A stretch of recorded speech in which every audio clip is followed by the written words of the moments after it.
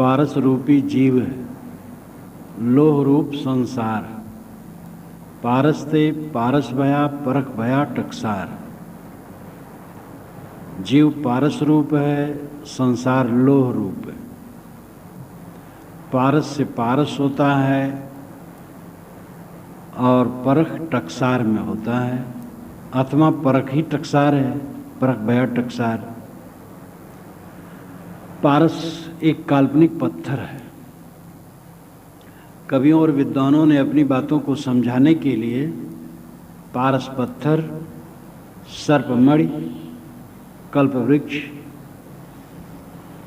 और हंस का निर्क्षीर विवेक, बहुत ऐसे उदाहरण गढ़ा है, और ये सब काल्पनिक।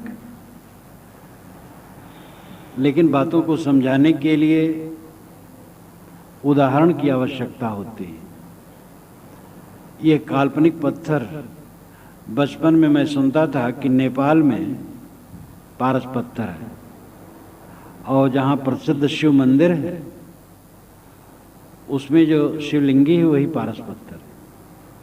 और ये सुनता था कि स्त्रियां जाती थी तो लोटा की पेदी में लोहा लगवाए रहती थी, स्नान कराती थी, बस छुआ देती थी, बस सोना हो जाता था। तो वहाँ के राजा ने फिर ऐसा कर दिया कि एक पाइप लगवा दिया, पाइप में छोड़ें और शिव जी के ऊपर पड़े, वहाँ कोई पहुँचे ना। ये बहुत दिनों तक भ्रम था। जब और बड़ा हुआ, सुना, तो पता लगा कि नेपाल में जो दूसरे देश हैं, ज़्यादातर भारत अगर सहयोग न करे तो नेपाल की दशा बड़ी दयनीय हो जाए। अगर उसके पास पारस पत्थर होता तो दुनिया में सबसे बड़ा धनी देश वही रहता। तो पारस पत्थर कहीं नहीं।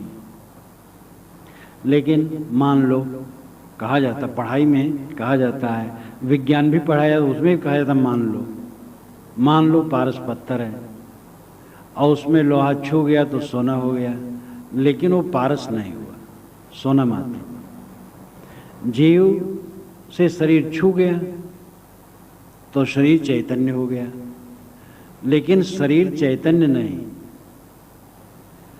आँख चलती है, आंखें देखती हैं, कान सुनते हैं, हाथ पैर चलते हैं, सारी इंद्रियां काम करती हैं और लगता है सब चैतन्य है।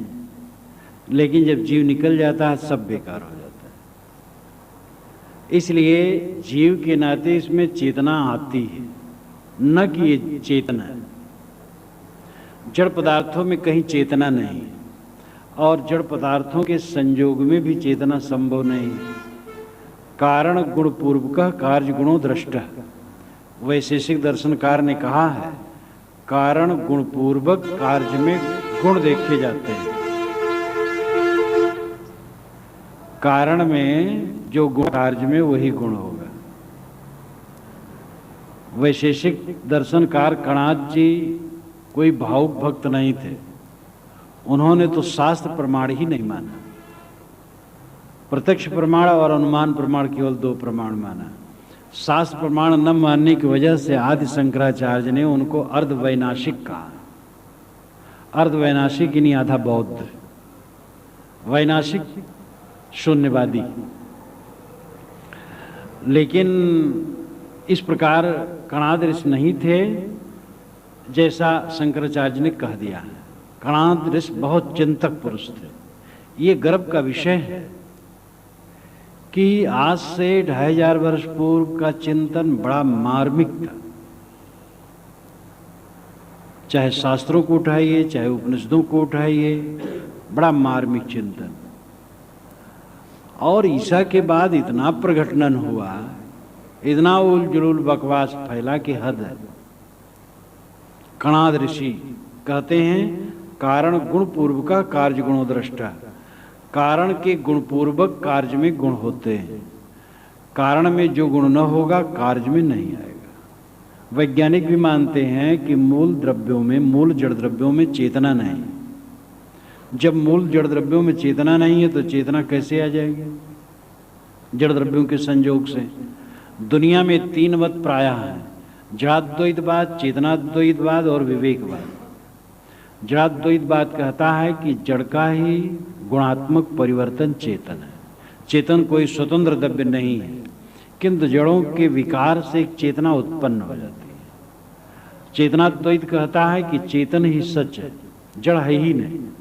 जड़ केवल आभास है, भ्रम है, सब चेतन ही है। विवेक कहता है जड़ अलग है, चेतन अलग है। चेतन दृष्टा है, जड़ दृश्य है। चेतन साक्षी है, जड़ साक्ष्य है।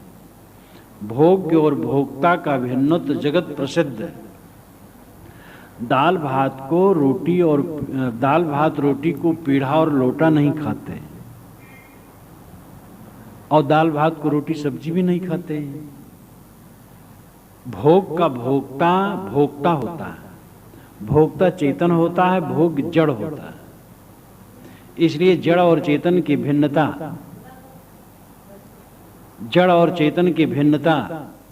निर्विवाद है।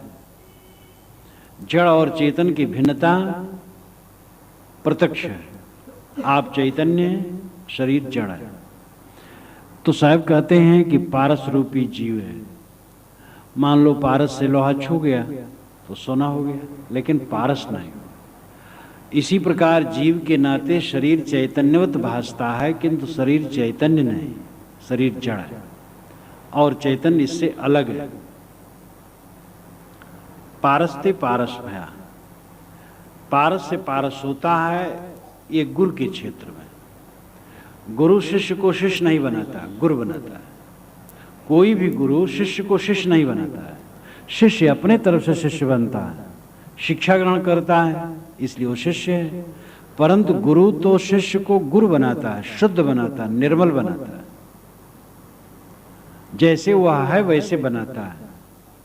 कबीर साहब की एक साखी है, जो तू चाहे मुझको छाड़ सकल की आश, मुझे ही ऐसा होए रहो सब सुख तेरे पास। राधा स्वामी मत के एक अच्छे विद्वान हो चुके हैं, बीजक पर जिन्होंने टीका लिखी, शिवव्रत लाल जी, उन्होंने बीजक की टीका उर्दू में लिखी है और कबीर साहब पर और पुस्तकें भी लिखी हैं हिंदी में, और बहुत बढ़िया उपोद्घात बांध कर। तत्वा जीवा को सदगुरु कबीर ने जो उपदेश दिया गुजरात में, और जब तत्वा जीवा ने उनका पैर पकड़ लिया कबीर साहब का, महाराज आप यहीं रहें, तो कबीर साहब ने कहा भाई ये नहीं संभव। जो तू चाहे मुझको छाड़ सकल की आस, मुझे ही ऐसा हो रहो सब सुख तेरे पास। अगर तुम मुझे चाहते हो तो सब कामना छोड़ के मेरे समान निष्काम हो जाओ, बस जानो तुम्हारे पास हम हैं, और हम तुम्हारे पास बने रहे हो, तुम कामना में डूबे रहो तो नहीं है। अच्छे पुरुषों के पास भी कितने लोग रहते हैं और ग्रहण नहीं कर पाते हैं। इसलिए गुरु व्यक्ति को गुरु बनाता है।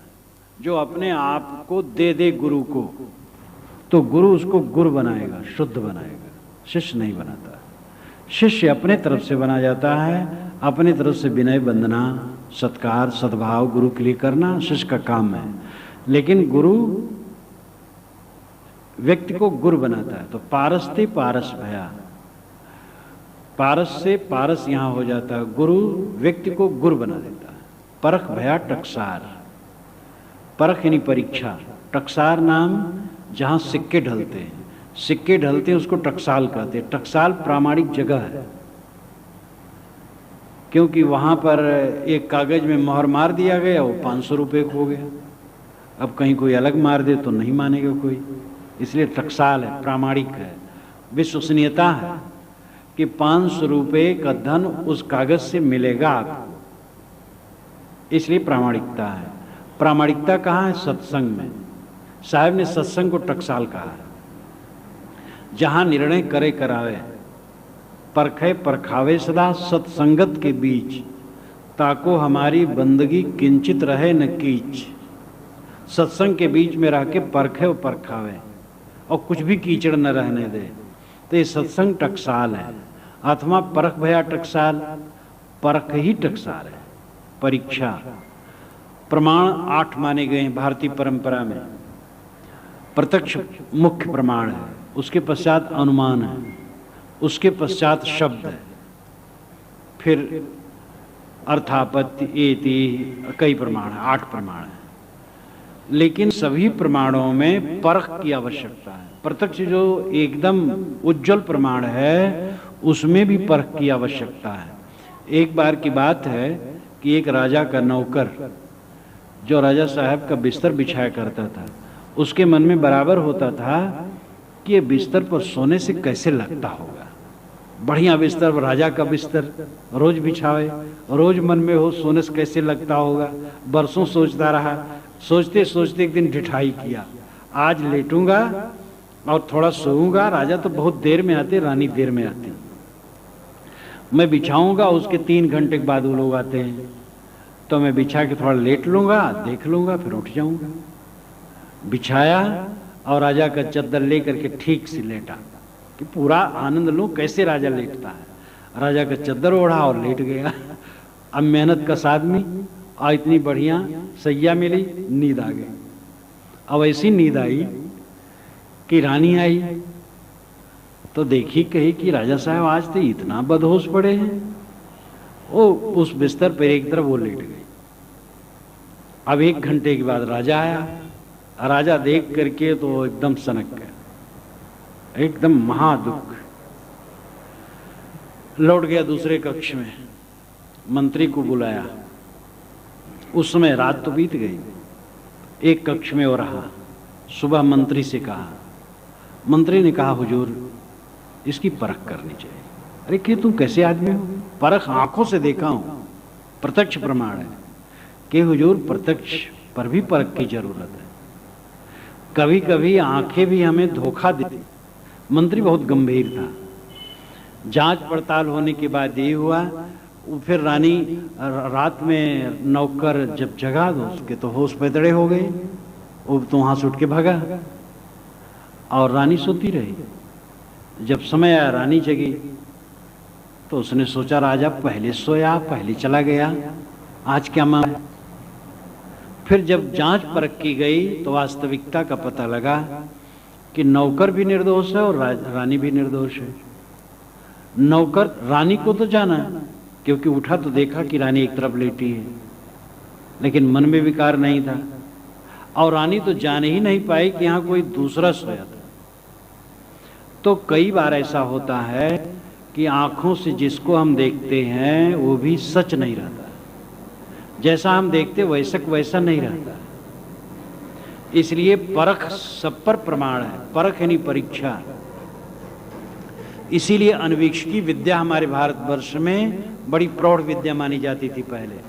महाभारत में बात आई है, द्रौपदी ने कहा है कि हमारे पिताजी एक पंडित को बुला करके रोज लोकायत मत की शिक्षा ग्रहण करते थे, तो मैं भी बैठ करके सुनती थी। लोकायत मत लोक के विषय में बताना और प्रकृति के विषय में और सृष्टि के विषय में एक सच्ची धारणा वो देते थे। अब उस समय की जो सूझबूझ रही हो, लेकिन वे कल्पना में नहीं अटकते थे, यानी वैज्ञानिक तर्क देते थे। तो लोकायत की शिक्षा विद्वत होती थी और धार्मिक लोग भी उसको ग्रहण करते थे। लोग भी उसको ग्रहण करते थे। चाणक्य ने उसको अन्वीक्षिकी कहा है। चाणक्य का जो अर्थशास्त्र है, राजनीति का वैसा ग्रंथ भारतवर्ष में प्राचीन कोई नहीं, सैकड़ों संदर्भ है।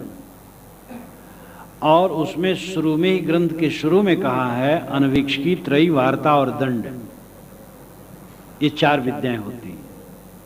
अन्वीक्षिकी का मतलब है सांख्य, योग और लोकायत। सांख्य आत्मज्ञान, सांख्य सिद्धांत ही है प्रकृति और पुरुष विवेक। जो आत्मा है वो प्रकृति से अलग है और मनुष्य का लक्ष्य है आत्मलाभ है। जैसे आदमी काम करता है, इंजीनियर है, डॉक्टर है, वकील है, प्रोफेसर है, किसान है, व्यापारी है, क्यों करता है? पूछो क्यों करता है? तो एक सब काम वो कहता गुजर के लिए। गुजर क्यों करते हो? जीने के लिए। जीते क्यों हो? आगे कोई उत्तर नहीं, बस खाते हैं जीने के लिए, जीते हैं खाने के लिए। लेकिन वास्तविकता यह है कि हम काम करें धनार्जन के लिए धनार्जन करें, खाने के लिए खाएं, जीने के लिए और जिएं, आत्मज्ञान और आत्म लाभ के लिए, अपने आप को पहचानना और अपने आप में लौट आना। ये भारतीय परंपरा की अध्यात्म विद्या का उत्कर्ष रहा है।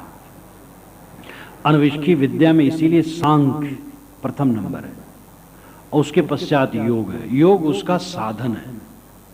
योग चित्त की वृत्ति का निरोध और लोकायत, लोकायत जगत व्यवस्था का विवेचन। तो इस प्रकार अब ये कितना महत्वपूर्ण विचार है। कोई पंडित इस पर चर्चा नहीं करता है। अच्छे से अच्छे विद्वान अगर कहीं इसको पढ़े भी तो दरकिनार कर देते हैं, पढ़ ही नहीं पाते हैं। बस ऐसी ऐसी बात बताएं कि भैया गंगा में नहा लो, पाप कट जाएगा। और हम लोग तो बड़े सौभाग्यशाली हैं। गंगा के कई किलोमीटर चारों तरफ वालों का मोक्ष माना गया धर्मशास्त्रों में। गंगा के इतने किलोमीटर इधर उधर जितने लोग हैं, सबका मोक्ष है। तो ये सब बातें खूब कही जाती हैं, पंडित लोग इसको खूब कहते हैं, कि ये चीज नहीं कहते जो तत्व विवेक की बातें हैं। तो परख अन्वेषकी विद्या है। अन्वेषकी विद्या यानी परीक्षण, चिंतन, मनन, और यही सब प्रमाणों का प्रमाण है। प्रमा कहते हैं ज्ञान को, और जिसके आधार से ज्ञान हो उसका नाम है प्रमाण। जैसे हमें टेबल का ज्ञान हुआ, किस आधार से हुआ? आंख से देखकर, तो प्रत्यक्ष उसके लिए प्रमाण है। ऐसे अनुमान प्रमाण से भी जाना जाता है। सारी वस्तुएं प्रत्यक्ष नहीं हो सकती, इसलिए विज्ञान भी, भौतिक विज्ञान भी अनुमान प्रमाण मानता है। तो परख भया टकसार, साहब कहते हैं परख ही टकसार है, परख ही प्रामाणिक चीज है। निरख परख करो, शब्द शब्द सब कोई कहे, ओ तो शब्द विदे, जिह्वा पर आवे नहीं निरख परख कर ले। खूब कई लोग जुड़ गए लड़ाई करने, कोई कहा राम बड़ा, कोई कहा रहीम बड़ा, कोई कहा कृष्ण बड़े, कोई कहा कुछ बड़ा। साहब ने कहा तुम सब शब्द शब्द कह रहे हो, शब्द शब्द सब कोई कहे, वो तो शब्द विदे, जो परम तत्व है वो शब्द काय से रहित है, शब्द रूपी काया उसमें नहीं है, तो निशब्द है। जिह्वा पर आवे नहीं, वो जीभ में नहीं आता है। निरख परख कर ले, उसके लिए निरख परख करो, विवेक करो।